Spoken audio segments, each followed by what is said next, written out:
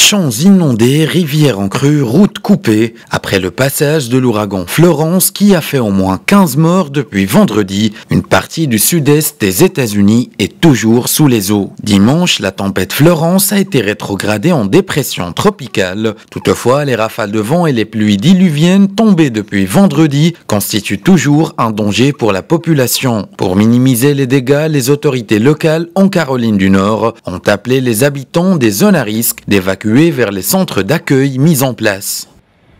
De grandes crues font toujours rage dans certaines parties de notre État. Soyez prêts à vous rendre dans des lieux sécurisés si on vous appelle à évacuer.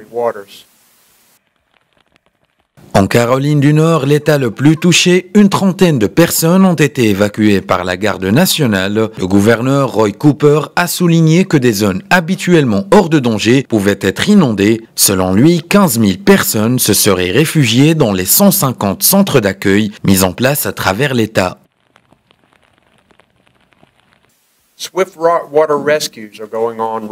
Dans notre État, près de 700 000 personnes restent sans électricité. À cet effet, je tiens à saluer les efforts des équipes de service et de maintenance qui restent sur le qui-vive pour permettre la restauration du courant. Toutefois, certaines régions resteront sans électricité pour un certain moment.